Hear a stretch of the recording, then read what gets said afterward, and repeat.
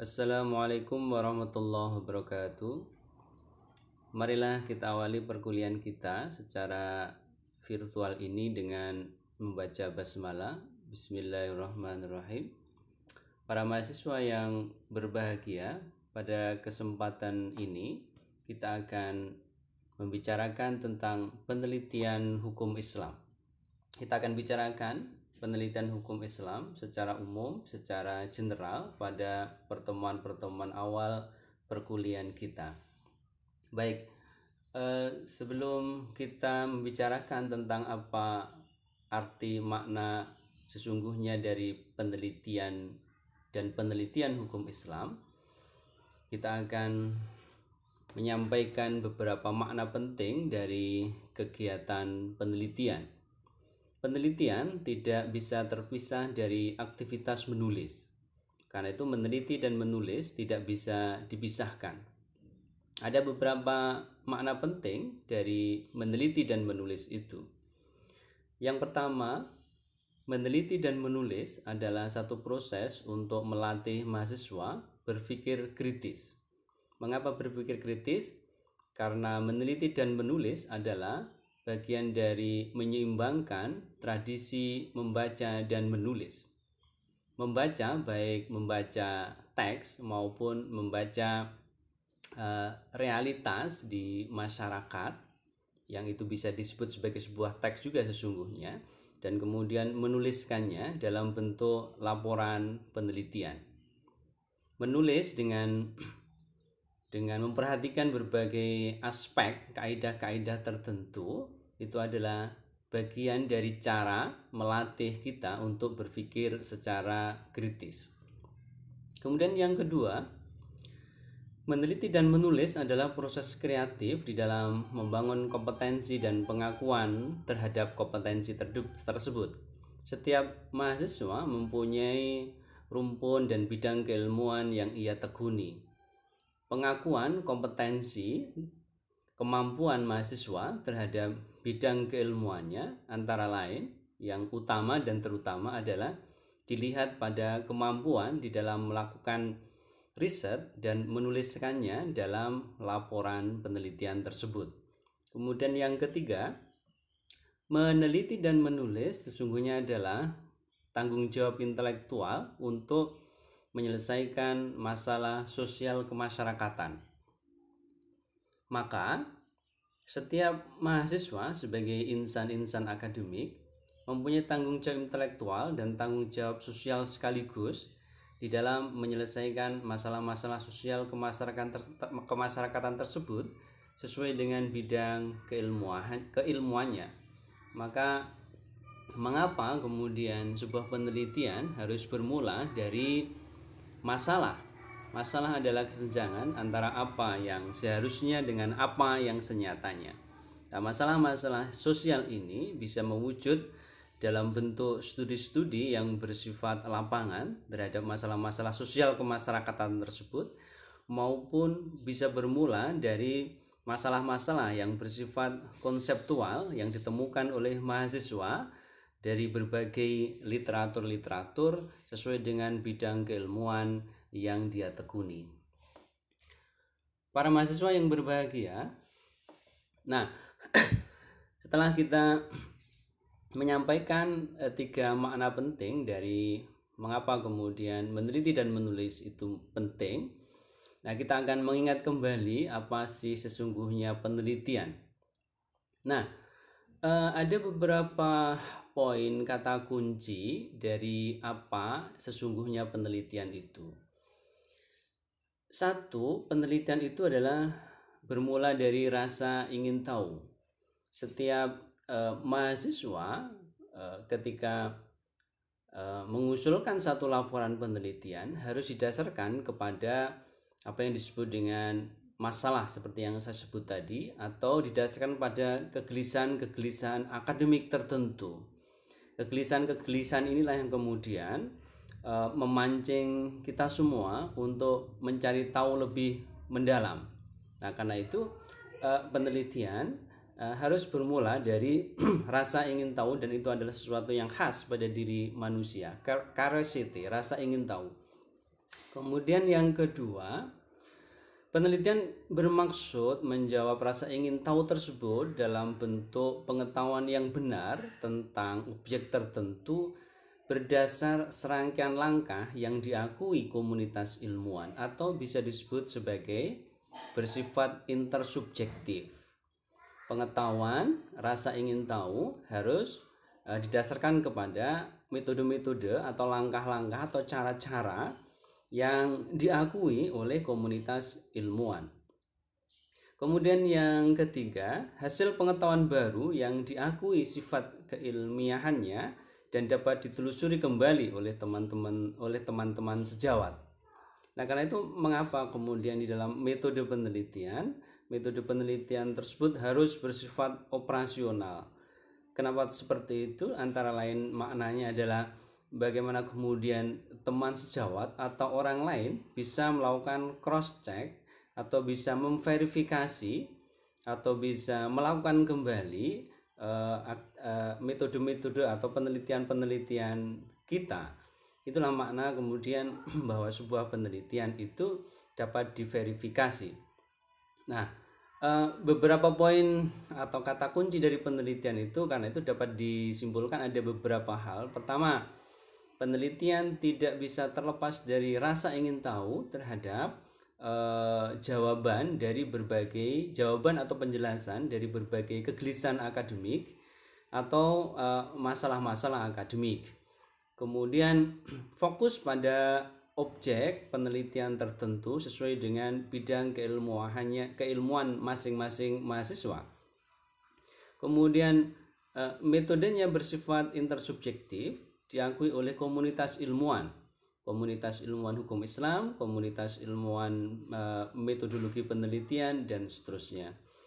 Kemudian dapat diverifikasi, metode harus bersifat operasional, dapat di cross check oleh orang lain. Kemudian diharapkan penelitian itu menghasilkan pengetahuan yang bersifat baru. Karena itu penelitian sejak awal dirancang untuk menghasilkan pengetahuan yang bersifat baru. Penelitian tidak boleh mengulang-ulang riset terdahulu. Riset atau penelitian harus dirancang menghasilkan satu pengetahuan baru atau novelty yang mempunyai kontribusi baik secara teoritis maupun praktis sesuai dengan topik dan masalah penelitiannya. Kemudian penelitian itu juga memakai pendekatan tertentu. Nanti akan diterangkan bahwa penelitian itu mempunyai objek material atau fokus pada objek tertentu dan mempunyai objek formal. Jadi setiap penelitian tidak bisa terlepas dari dua hal. Pertama adalah objek material, yang kedua adalah objek formal. Objek formal yang dimaksud adalah bahwa penelitian memakai pendekatan-pendekatan tertentu, memakai perspektif-perspektif tertentu, memakai teori-teori tertentu. Inilah yang dimaksud dengan bahwa penelitian itu selain fokus pada objek juga harus didasarkan kepada pendekatan dan perspektif tertentu. Nah, baik. Selanjutnya kita masuk kepada penelitian hukum. Jadi di dalam bahasan-bahasan kali ini kita akan berbicara tentang penelitian hukum, tetapi sesungguhnya itu nanti bisa ditarik kepada penelitian hukum Islam. Nah, apa yang dimaksud dengan penelitian hukum? Termasuk dalam hal ini adalah penelitian hukum Islam. Penelitian hukum adalah penelitian yang menjadikan hukum sebagai objek. Jadi penelitian yang menjadikan hukum sebagai objek material penelitian. Nah, sebagaimana dinyatakan oleh Suryono Sukanto, pengertian atau definisi yang lebih luas dari penelitian hukum itu adalah satu kegiatan ilmiah yang didasarkan kepada metode, sistematika, dan pemikiran tertentu yang bertujuan untuk mempelajari satu atau beberapa gejala hukum tertentu dengan jalan menganalisisnya. Kecuali itu juga diadakan pemeriksaan yang mendalam terhadap fakta hukum tersebut untuk kemudian mengusahakan satu pemecahan atas permasalahan-permasalahan yang timbul dalam gejala yang bersangkutan. Jadi kata kunci dari pengertian yang disampaikan oleh Suryono Sukanto terkait dengan penelitian hukum itu adalah bahwa penelitian hukum itu adalah satu kegiatan ilmiah. Karena satu kegiatan ilmiah, maka penelitian hukum harus taat pada aturan-aturan yang bersifat ilmiah, taat kepada metode, prinsip-prinsip metode ilmiah.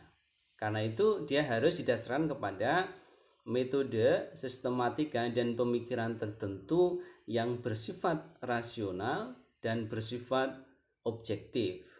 Untuk mempelajari satu atau beberapa gejala hukum tertentu, inilah yang disebut dengan objek material dari penelitian hukum, bahwa penelitian hukum itu ingin mempelajari satu atau beberapa gejala hukum tertentu, mempelajari perihal keadaan hukum tertentu untuk kemudian dianalisis. Tujuan yang lebih dari itu adalah kemudian untuk mengusahakan satu pemecahan masalah, solusi terhadap masalah-masalah hukum, baik yang bersifat konseptual, teoretik, maupun permasalahan-permasalahan hukum yang bersifat praktis. Nah, penelitian hukum kalau kemudian diklasifikasi secara general terdiri atas dua hal. Jadi pertama, penelitian hukum itu dia bisa bersifat doktrinal atau penelitian yang bersifat dogmatik atau penelitian yang bersifat normatif, ya. Jadi penelitian pertama bisa dilakukan secara normatif doktrinal. Kemudian penelitian hukum juga bisa diklasifikasi menjadi penelitian yang bersifat non-doktrinal. Biasanya dipilah penelitian hukum dan penelitian hukum Islam itu penelitian hukum Islam yang bersifat normatif, doktrinal, dan penelitian hukum Islam yang non-doktrinal atau biasa disebut dengan penelitian yang bersifat empirik. Penelitian doktrinal itu cirinya adalah taat kepada asas-asas doktrin hukum. Sementara penelitian yang bersifat non-doktrinal didasarkan kepada pembuktian-pembuktian yang bersifat empiris. Nah, pilihan atau klasifikasi general terhadap penelitian hukum ini tidak bisa dipisahkan dari pilihan hukum sebagai sebuah norma dan hukum sebagai nomos. Hukum sebagai norma adalah pernyataan yang bersubstansikan pengharusan bersifat preskriptif. Nah, hukum yang bersifat normatif itu terpilah menjadi norma hukum yang bersifat metayuridis atau disebut dengan ius constituendum seperti keadilan, kepatutan, asas moral bangsa, persamaan, itu adalah norma-norma hukum yang bersifat metayuridis. Kemudian yang kedua, norma hukum positif atau ius constitutum. Di dalam konteks hukum Islam juga bisa dikatakan demikian, bisa dipilah secara dengan cara yang sama. Di dalam penelitian hukum Islam bisa dilihat pada aspek-aspek norma hukum yang bersifat metayuridis, nilai-nilai yang bersifat universal di dalam hukum Islam, atau juga seandainya kita bisa, atau kalau kita melihat fikih sebagai sebuah norma hukum yang bersifat metayuridis, maka kita akan melihat hukum sebagai nilai-nilai agama yang kemudian terijawantah di dalam berbagai aturan. Nah, sementara norma hukum positif adalah fikih yang kemudian ditakninkan atau dilegalkan dalam bentuk hukum positif perundang-undangan. Kemudian yang kedua, hukum sebagai nomos. Jadi hukum tidak hanya sebagai norma, tetapi hukum sebagai nomos. Apa maknanya? Nomos adalah pernyataan tentang ada tidaknya keajegan perilaku tertentu dalam kehidupan masyarakat yang bersifat faktual berdasarkan pemahaman masyarakat terhadap norma hukum. Jadi bisa dikatakan bahwa hukum sebagai nomos adalah hukum yang sudah menjelma di dalam perilaku-perilaku kehidupan masyarakat yang bersifat ajek. Nah, antara hukum sebagai sebuah norma dan hukum sebagai sebuah nomos, hukum dalam makna peraturan, norma, dan hukum sebagai sebuah nomos, yakni yang sudah mengejawantah di dalam perilaku keseharian yang ajak di dalam masyarakat, itu terjadi dialektika atau hubungan, ya, hubungan timbal balik antara norma dan nomos itu. Apa maknanya? Bahwa norma bisa berpengaruh tentunya terhadap perilaku kehidupan masyarakat. Perilaku kehidupan masyarakat ditentukan oleh norma, oleh aturan-aturan hukum Islam. Pada sisi yang lain, nomos juga bisa berpengaruh terhadap norma. Nomos, situasi, kalau kita maknai juga nomos sebagai sebuah realitas sosial begitu, itu juga bisa berpengaruh terhadap norma-norma hukum. Jadi norma-norma hukum dipengaruhi oleh situasi dinamika sosial kemasyarakatan. Jadi ada hubungan yang bersifat timbal balik antara norma dan nomos ini. Pilihan penelitian hukum dan penelitian hukum Islam menjadi penelitian yang bersifat normatif, dogmatis tadi, dan penelitian yang bersifat empirik atau penelitian yang bersifat doktrinal tadi bisa dirinci menjadi lebih banyak lagi, menjadi tipe-tipe kajian tipe-tipe kajian hukum Islam sesuai dengan konsep hukum apa yang dipilih oleh seorang peneliti, karena sesungguhnya hukum dan hukum Islam itu mempunyai berbagai konsep di dalamnya, dan konsep-konsep hukum itu mengandaikan tipe kajian dan metode penelitian hukum Islam tertentu. Sekaligus barangkali ini menjadi menjadi ruang lingkup atau diantara ruang lingkup dari penelitian hukum dan penelitian hukum Islam. Yang pertama, kalau kemudian konsep hukum itu dimaknai sebagai asas-asas kebenaran dan keadilan yang bersifat kodrati dan berlaku universal, maka akan muncul tipe kajian atau tipe penelitian filsafat hukum dan filsafat hukum Islam.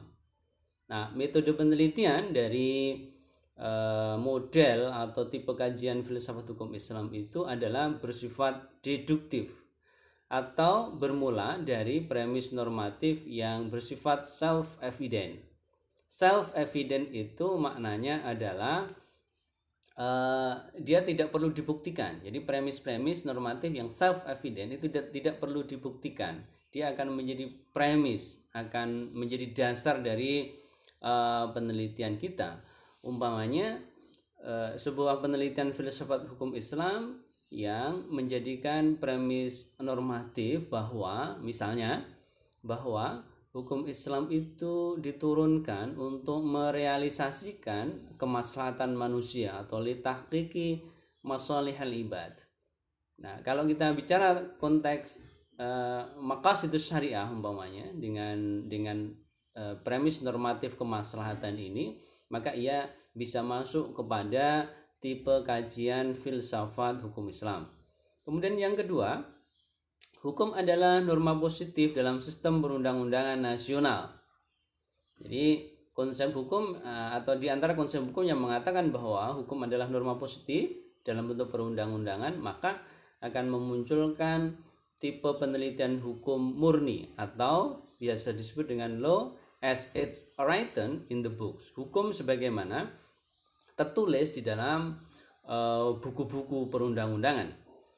Kajian-kajian terhadap umpamanya Undang-Undang Nomor 1 Tahun 74 kajian penelitian terhadap kompilasi hukum Islam ini bisa masuk pada kategori konsep hukum yang mendefinisikan hukum sebagai norma positif. Metode penelitiannya itu dia bisa bersifat doktrinal deduktif untuk membangun hukum yang bersifat positif yang mengikat pada masyarakat.